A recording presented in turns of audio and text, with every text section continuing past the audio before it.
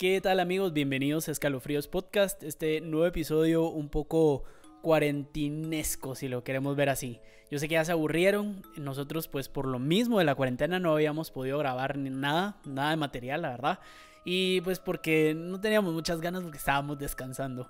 Pero bueno, ya regresamos, traemos a un invitado muy especial, es un actor profesional de teatro guatemalteco que tiene muchísima experiencia en el arte escenográfico y encima escribe, ha escrito bastantes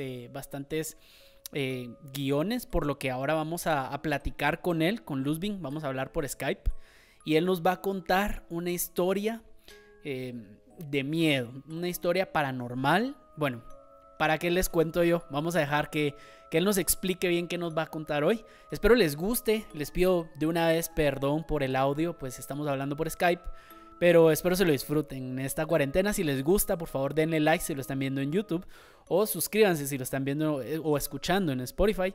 Síganos en Instagram, @escalofríospod. Y por favor recomiéndenos historias. Si están viéndonos desde Sudamérica o Norteamérica, por favor escríbanos y díganos de qué quieren que investiguemos y platiquemos un poco. Entonces, sin más preámbulo, los dejo con Guillermo Monsanto. ¿Qué tal, Germán? Hola, Ludwig. Aquí estamos haciendo historia. El esfuerzo. En distintos medios. Pues les voy a contar algo relacionado a la bajada de las cañas. Algunos antigüeños estamos convencidos que la bajada de las cañas es un portal paranormal y tiene algo atrapado. Es un lugar donde hay demasiados accidentes y donde pasan cosas que a muchas personas les ponen los pelos de punta. Y hay historias que se repiten de antigüeño en antigüeño o de gente que venía antes a parrandear a la antigua. Ahora no se puede por la ley seca y todos los relajos que tienen. Uh-huh. Pero lastimosamente. Pero que les ha pasado y siempre es en ese portal, la bajada de las cañas. La primera historia es una pareja que va bajando y ya entrando a la antigua por las cañas, y en la última de las rampas que hay de emergencia se encuentran con una mujer que está con el vestido bastante sucio y que los para y les pide ayuda y que les dice: por favor, ayúdenme, acabo de tener un accidente y mi hija está atrapada en el carro. Y entonces para la pareja, atienden a la mujer, que la mujer está desesperada y tiene la necesidad de que vayan hacia el carro. Entonces se brincan la barda y empiezan a bajar. Ese barranco es mucho más profundo de lo que parece cuando uno está bajando desde la ciudad. Entonces, entre la maleza y todo, sí está el árbol, está el carro al fondo, detenido por un árbol. Entonces los tres van bajando, la mujer adelante, que a una velocidad mucho más rápida que los otros dos, porque los otros dos pues van vestidos en traje de trabajo y listo. Bajan, llegan al carro. Entonces el hombre le dice: quédese aquí, y entra por detrás al carro porque está roto el vidrio de atrás, y efectivamente se encuentra a una niña acurrucada en el fondo del carro, debajo de lo que es la guantera. Entonces el hombre agarra a la niña pequeña que tiene 2-3 años y nota que hay otra persona también en el volante. Le llama a su esposa, sale como puede con la niña en los brazos y le dice: voy a tratar de sacar a la persona que está al lado. Regresa y cuando llega al lado de la persona, resulta que es la misma mujer que les está pidiendo auxilio para sacar a la niña del carro. Ellos no lo pueden ver y salen del barranco con la niña en los brazos, y parece que la historia se repite y se repite. Lo que nunca sabemos es qué pasa con esa niña que llevan entre los brazos siempre. Wow, increíble. Repetitiva se refiere a que hay muchas personas que les ha pasado lo mismo. Que les ha pasado exactamente lo mismo, pero siempre, por alguna razón, nunca sabemos qué pasa con ese bebé que sacan del carro. Es una niña chiquita de 2-3 años. Y nunca... Siempre es en un lugar específico, digamos, de ahí de la bajada de las cañas. Es la última rampa. Digamos. No, es la última rampa, siempre la última rampa. siempre la última rampa. ¿Y las autoridades no han dicho nada sobre que ahí hubo un accidente cierto día o algo así?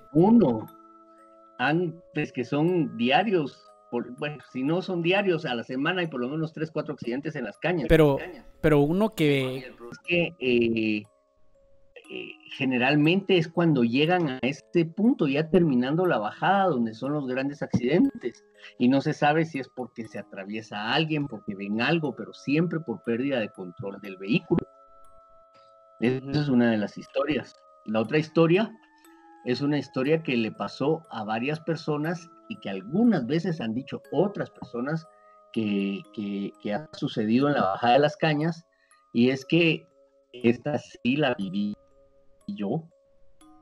Yo venía platicando más o menos desde Misco con una amiga vía el teléfono, pero conectado a mi estéreo del carro. Entonces venía platicando con ella y que jajaja y jojojo y San Lucas y todo lo que ustedes se imaginen, pero cuando empecé la bajada de las cañas se empezó a oír como que estaba charleando la bocina. Qué raro si la bocina pues no está conectada al radio, ¿verdad? La gente que entonces, no es...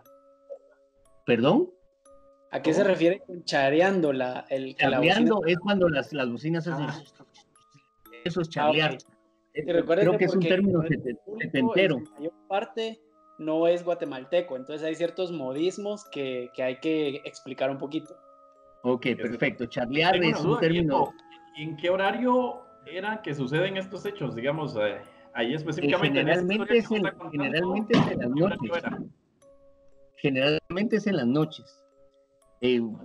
Tipo 10, 11 de la noche, cuando ya no hay tanto tráfico, aunque siempre hay tráfico a esas horas, cuando no hay toque de queda. Exacto. Bueno, pues la cosa es que venía yo a medio camino y empieza a charlear la bocina, y digo, qué raro si vengo en el teléfono, no vengo en el radio. Pero como yo venía escuchando con el volumen de las bocinas del carro, empiezo a oír como unas voces que eran como unos lamentos, pero eran como decenas de voces en un lamento. Una cosa así, pero sumada de voces tras voces, tras voces, tras voces. Entonces me dice mi amiga Wanda, Willy, ¿escuchaste? Sí, le digo yo. Y a la par de eso empieza entonces una respiración.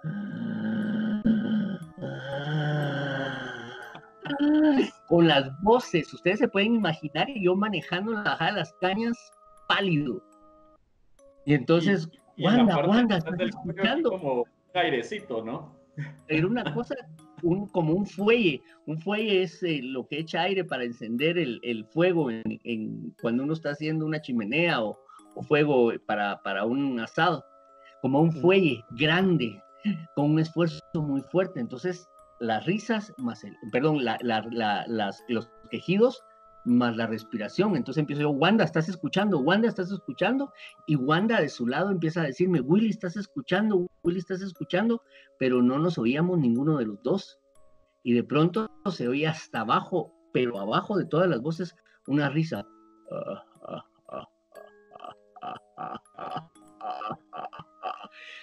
Chica, mucha. Les juro, yo todavía lo cuento y se me paran los pelos del cuerpo del puro susto. La cosa es que cuando... ¿Usted no iba un poquito pasado de copas? Juro que no. Esperemos que no era después del after, de salir de la antigua, ¿va? No era del after, venía de un ensayo de teatro a las 11 de la noche, que es como se llama, que los actores ensayamos de noche. Ok. Pues son las dos historias relacionadas que les tengo con las bajadas de las cañas, pero también hay una historia del otro lado de la carretera de una indígena albina que se le atraviesa a los carros y hay quienes la han atropellado y obviamente cuando paran a ver a quién atropellaron encuentran con que está roto el retrovisor o el de arriba del carro para ver para atrás, rotos, como que atravesara el carro y les diera el impacto, se los diera a ella. Y así les pueden contar un montón de historias de esas carreteras. Ahora, la antigua es muy particular porque tiene muchos cementerios. Aquí, por ejemplo, Casa Santo Domingo tiene cementerios dentro de la propia propiedad, ¿verdad? Guillermo, ¿usted en qué ¿Usted en qué cree que, o qué explicación le da a las ánimas? ¿Qué son las ánimas para usted o qué sabe usted de las ánimas? Yo siento, yo he leído muchas cosas. De hecho, leí toda mi vida a Stephen King. Salía el libro, lo compraba y lo leía. Ahora Padre del terror. la inquietud, pero igual lo sigo leyendo de vez en cuando. Por lo menos al año leo un par de libros de él. Pero lo que pasa es que yo siento que a veces los cuerpos no se dan cuenta, el alma no se da cuenta que el cuerpo murió y lo agarran como cuando uno asusta a un gato y el gato se queda paralizado y el alma se queda paralizada buscando, se queda dando vueltas, tratando de resolver cosas, problemas que ya no necesita resolver porque finalmente está muerto, ¿verdad? Pero hay almas que se apegan a las cosas o a los lugares o a situaciones o que no han resuelto cosas y que necesitan para estar en paz resolver esas cosas. Se dice que muchas personas que son asesinadas muchas veces regresan y regresan y regresan al lugar de los hechos, deambulan por ahí, o personas que han sido desaparecidas y murieron, se aparecen en sueños, o se aparecen en ideas, o se aparecen a veces como que uno tuviera la idea de, está en tal lugar, tal cosa, ¿verdad? Es un misterio. Si ustedes se dan cuenta, cuando, no sé si ustedes han visto muertos, pero cuando el alma se sale del cuerpo, esa rigidez que tiene el cuerpo, esa ausencia completa de espíritu, y en algún lugar se tiene que ir ese espíritu. No creo que se disuelva con la paralización del cerebro o del corazón. ¿Y usted asocia el espíritu y esa parte espiritual, valga la redundancia, con la religión o cree que eso es totalmente separado? Es que miren, yo hace poco, ahorita que estamos viviendo este proceso tan fregado del coronavirus, en el que si tenemos la mala suerte, yo por ejemplo, si mi papá se muriera hoy, yo no puedo bajar a Guatemala para enterrarlo. Si se muriera ahorita a las 4, probablemente mi hermana y mi hermano que viven en la casa con él van a tener el proceso de duelo y de velación. ¿Por qué? Porque en lo que llegan a traerlo de la funeraria, etcétera, etcétera. Pero ¿qué va a pasar? Mañana a las 10 de la mañana sí o sí lo entierran. No hay vuelta de hoja. ¿Qué es lo que pasa? ¿Qué es lo que pasa? Si esa alma viniera a despedirse de mí o quisiera despedirse de mí, no sabe uno, ¿verdad? Luego tenemos todos estos casos de, si Dios no lo quiera, le da coronavirus a alguien que uno quiere, primero se lo llevan de uno y usted no lo puede ir a visitar y no le puede ir a hablar y no lo puede ir a consolar y no lo puede acompañar. Y si se muere, lo meten en una bolsa y directo a enterrarlo. Lo que entonces es como los videos de Ecuador, digamos. Esos procesos rituales que nosotros tenemos son procesos que se han desarrollado por alguna razón a lo largo de miles de años.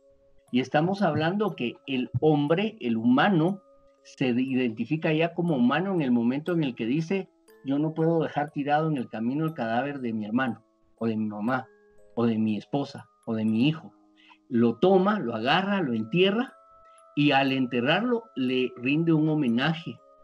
Ya solo el hecho de abrir un hoyo, de ponerle las piedras encima primero, luego de ir creando, las religiones nacen precisamente en esos rituales.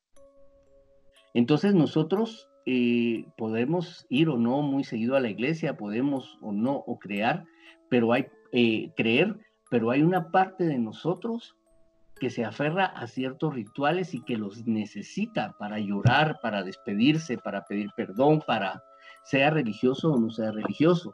Okay. Y finalmente la religión es un tipo de filosofía que lo que trae para nosotros es una especie de consuelo, una especie de normas de vida que nos ayudan a entender cosas que a veces, o que por lo menos nos ayudan a asimilar cosas que a veces no entendemos, porque pasar por el proceso de un ser querido es una cosa bien fregada. Sí, Guillermo, y ¿usted ha tenido alguna experiencia de frente a un ánima, a un espíritu o a, no quiero decir demonio porque no es como yo lo caracterizaría, pero alguna entidad negativa, por ejemplo? Yo estoy seguro que lo de la bajada de las cañas era algo muy oscuro. Era terriblemente oscuro porque han pasado ya tal vez, ¿qué? 3 meses de esto. Estábamos ensayando Víctor Victoria. Hace 3 meses de esto. Entonces es reciente. Sí, y yo todavía lo cuento y todavía se me eriza el pelo Le da escalofríos. Es que los sonidos, si ustedes podrían intentar recrear esos sonidos y unirlos aleatoriamente, de verdad, es para que uno diga, Señor, acordarse del credo y de todas las oraciones que no ha dicho en 700 años. Padre nuestro y sacar el rosario. Correcto. Pero a eso le iba a preguntar, que si tiene más historias. Nunca la vi. Yo vivo aquí en la Antigua he vivido algunas temporadas en la capital, pero en esa época, estamos hablando de unos 30 años atrás, y yo era jovencito y parrandeaba y todo eso, pues una noche estaba dormido y estoy bien dormido y de repente empiezo a escuchar a lo lejos un lamento, pero un lamento se oía muy lejano, pero era una cosa tan dolorosa, tan triste. Y yo solo me acuerdo que en el sueño dije, cuando se oye cerca, está lejos. Y cuando se oye lejos, está cerca. Y me desperté. Y mi casa tiene balcones, son 12 balcones alrededor de la casa. Y en ese momento yo no tenía pared con la calle, tenía un cerco. Era un lugar bastante tranquilo, no existían los ladrones ni nada por el estilo. Y yo me acuerdo que abrí los ojos y como cosa rara para la antigua Guatemala a esas horas de la mañana, que era madrugada, ni siquiera había perros ladrando, solo se oía el silencio. Ese silencio cuando uno de verdad dice no hay nada ni nadie. Sí, ni modo, todos los vecinos escucharon a la Llorona y todos se quedaron callados por eso, de plano. Y no había muchos vecinos. Y parecían las sirenas del toque de queda. Entonces, ¿cómo se llama? Vengo yo y solo siento a través de la luz que entraba desde afuera que la Llorona estaba en la ventana así, con las rejas, mirándome a través de las rejas, agarrada de las rejas. Les juro que el alma se me fue debajo de la cama. No me pude ni mover. Y empecé a tratar de rezar el Padre Nuestro y no me acordé. Y traté de rezar el Ave María y no me acordé. Y simplemente dije, tengo aquí el escapulario que me regaló mi abuelita, arriba tengo una foto de la Virgen y allá al fondo está Jesús. Esta no entra aquí y me volví a quedar dormido. La mañana siguiente me levanté, me bañé. ¿Qué horario era? ¿Cómo? ¿Cómo a qué hora pasó eso? Pues yo calculo que serían las 3 de la mañana, calculo. Entonces, la hora famosa. Y además que la hora es la hora del diablo. Entonces vengo, me arreglo para irme a trabajar a Guatemala, y cuando abro la puerta de la cocina, que era para salir a mi carro, viene y me dice la muchacha, la esposa del guardián, don Willy, la Llorona anduvo caminando anoche en el jardín de la casa. Nunca más volví a ver las ventanas abiertas. Y le preguntó cómo sabe eso ella. ¿La vio? ¿La vio a la Llorona? La escucharon. Y de verdad es esa experiencia de... Yo siento que hay personas que tienen capacidad de atraer ciertas energías cuando uno está abierto a esas energías. El peligro que uno puede tener es que al tener abiertas esas energías acerque al diablo, como el caso de la bajada de las cañas, porque ese era el diablo. No hay vuelta de hoja. Y por más que yo diga que no crea, en ese momento estaba seguro que ese infeliz estaba por ahí viendo qué diablos. Yo solo pagué, me acuerdo, desconecté el volumen del cuento y cerré el teléfono. Y cuando llegué más o menos ya a la altura de Casa Santo Domingo, le volví a llamar a la Wanda. Wanda, ¿escuchaste? Sí, me dice la otra pobre. Me dice, eran marcianos. No, esos no eran marcianos, Wanda, ese era el diablo. O sea que ella sí escuchó toda la interferencia y todos los sonidos. Ella escuchó lo mismo que yo, solo que ella... Sí, porque venía del radio.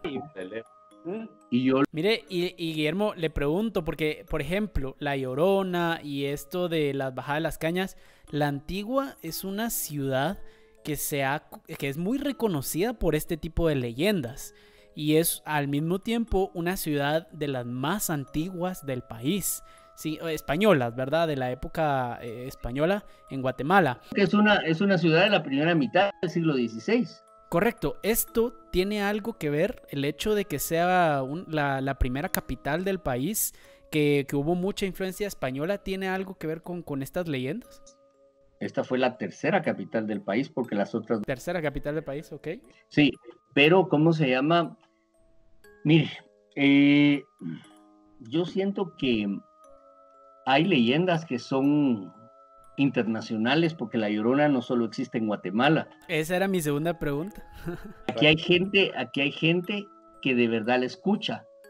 Yo creo que a veces hay una necesidad de creer o una necesidad hay algo que deja abierta la puerta para que estas cosas pasen. También tendríamos que reconocer, pero hay que reconocer que muchas veces los miedos a cosas que uno no conoce vienen más de la ignorancia que de otra cosa. Aún así, pasan cosas y pasan y pasan y pasan. Cuando murió mi mamá, yo tuve durante un mes, empecé a soñar a mi abuela. Y soñaba mi casa, por ejemplo, yo salí de la primera casa donde yo viví, salí de ahí cuando tenía 5 años.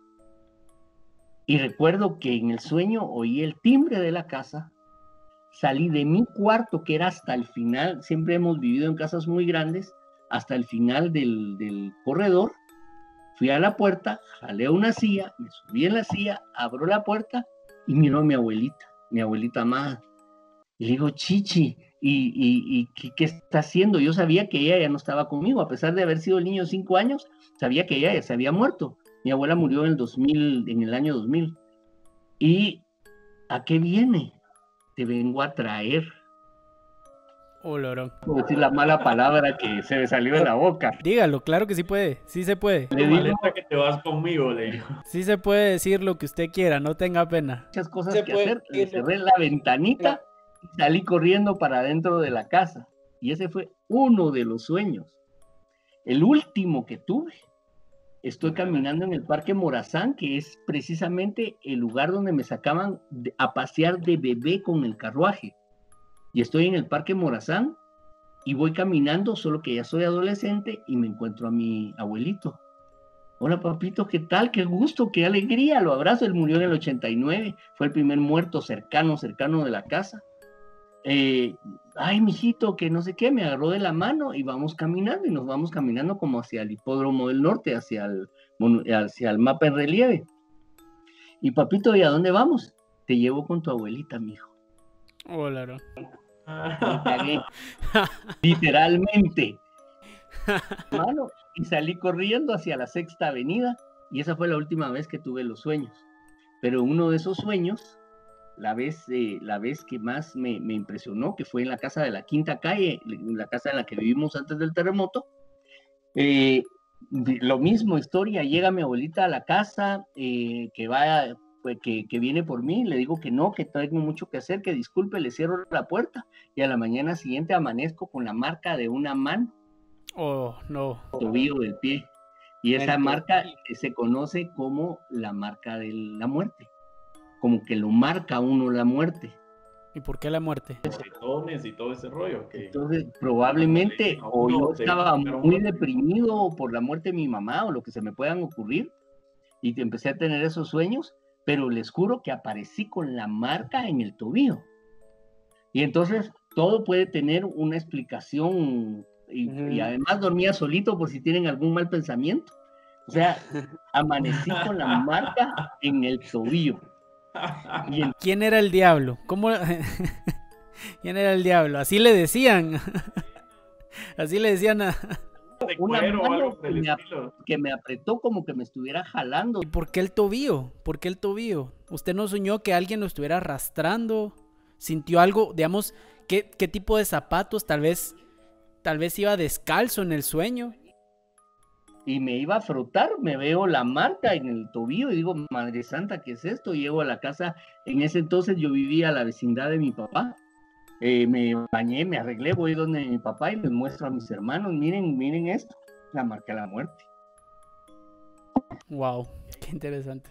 Y mire, Guillermo, creo que tenía otra historia de la... Uno las espanta para sacar, pues vuelan a otra casa. Y hay casos en los que la gente espanta a las mariposas y viven familiares muy cercanos y la mariposa se va a la casa de un familiar y lo que está haciendo es intercambiando una vida por otra vida. Saber, Dios. A ver. ¿Alguna otra historia antes de terminar que tenga? Miren, la de la niña del cementerio. Esas son buenas. ¿Qué cementerio? El cementerio general tiene muchas historias. Y está la niña en la avenida principal del cementerio llorando porque se perdieron sus papás y coincide con dos tipos que robaban niños, una mujer y un hombre. Y entonces se le acercan a la niña con la intención de llevársela y le dicen, niñita, ¿qué te pasa? ¿Qué tenés? Pues que mis papás se perdieron y no sé dónde están mis papás, pero yo sé que agarraron hacia allá y señala una de las calles del cementerio, de las calles intermedias. Ven, nosotros te llevamos y la agarra la mujer y el hombre de la mano y la niña se los va llevando y ellos felices porque se están alejando de donde hay un montón de gente. Llegan al mausoleo y el mausoleo está abierto de par en par. Entonces la niña se suelta y baja las gradas. Entonces dicen ellos, bingo, ¿verdad? Preparan con lo que la van a amarrar y como la van a secuestrar, se van detrás de ella y cuando bajan al mausoleo, algo lloró ahorita atrás de mí, cuando se bajan al mausoleo, todos volteando a ver qué hay detrás de nosotros. Estamos viendo aquí desde la cámara, ahí está colgado. Ah, no. se bajan al mausoleo, que son de esos mausoleos antiguos de la época de Reina Barrios, y la niña no está. Y cuando voltean, la puerta se cierra, ¡plac! Entonces empiezan a pedir auxilio. Al día siguiente, los guardianes que ven que está abierta la puerta del mausoleo, bajan y los encuentran muertos abajo.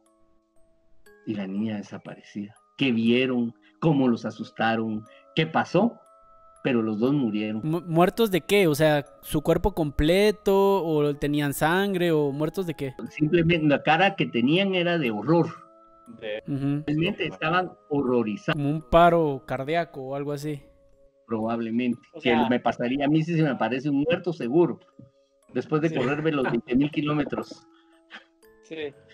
Correcto. Sí, de hecho, aquí en Guatemala se conoce el cementerio general como uno de los lugares más propensos a este tipo de historia, ¿verdad? Incluso gente, por ejemplo, yo me ha tocado pasar de noche, muy pocas veces, pero me ha tocado pasar de noche en carro a la par y siempre uno siente un tipo de mala vibra, un tipo como de algo muy, muy extraño que está...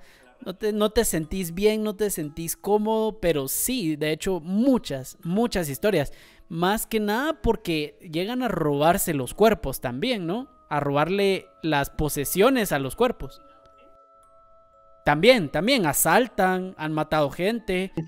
Han enterrado gente viva. A eso sí no, ¿tiene alguna historia de eso? Hay muchos casos de gente que cuando van años después a desenterrarlos para pasarlos al osario, encuentran las calaveras dadas vueltas y rasgadas con las uñas prendidas la madera y volteados los cuerpos. O sea, una cosa de terror. Horrible, de película. Episodio al cementerio y para los que nos escuchan ¿saben que habría que pedir un permiso? De Guatemala, ajá, para explicarles un poquito de que es uno de los cementerios más famosos de acá de la ciudad de Guatemala. El cementerio más famoso. Ese cementerio se fundó en 1881, en la época del general Justo Rufino Barrios. Antes de eso, el cementerio estaba en el Hospital San Juan de Dios, por eso dicen que en el San Juan de Dios se espantan. Y antes de eso, el cementerio estuvo en el Parque La Concordia, en el Gómez Carrillo, en la zona 1, esquina opuesta de Gobernación.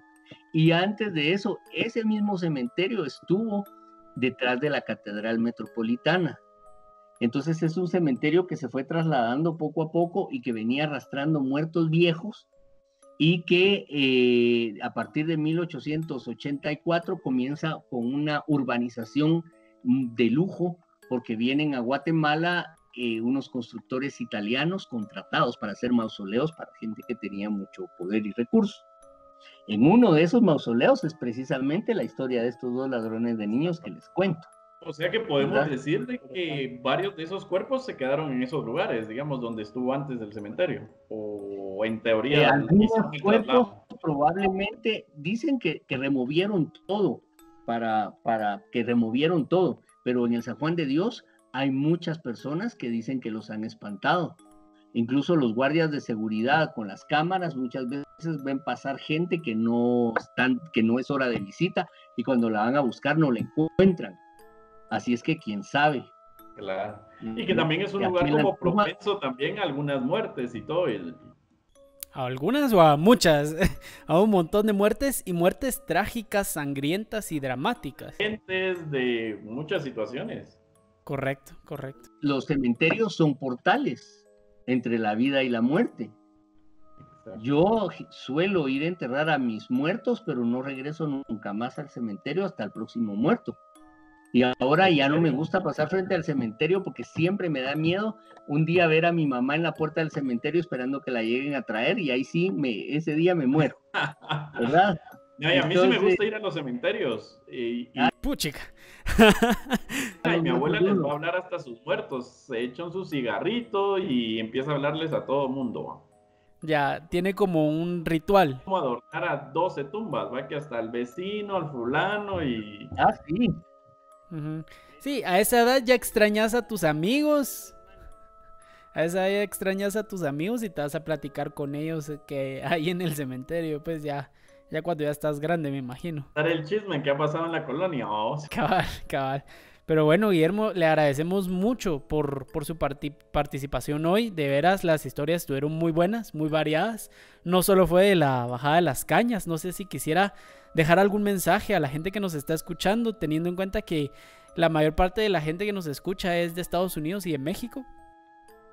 Que le encuentren la lógica a los portales entre la vida y la muerte. Y que si alguna vez tienen alguna manifestación o alguna presencia, que la escuchen porque tal vez les está diciendo algo. Va con algún mensaje, ¿no? Ok, bueno, pues ya saben, a los que nos están escuchando, pues palabras de Guillermo Monsanto. Le agradecemos de nuevo mucho por estar aquí compartiendo con nosotros en estos tiempos de cuarentena y agradándole el rato a mucha gente a nivel internacional. Si quiere dejar sus redes sociales o algo para que lo busquen. Estoy en Twitter siempre como Guillermo Monsanto. No le quito una de las MO para unir mi nombre con mi apellido, Guillermo Monsanto.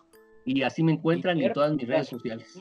Ajá, en Twitter, en Facebook, en Instagram. Así es que estamos a las órdenes. Buenísimo, le agradecemos mucho. Entonces esperamos que se repita en otro episodio. Y muchas gracias de nuevo. Ya que tiene permiso, dijo, entonces creo que también sería interesante. Buenísimo.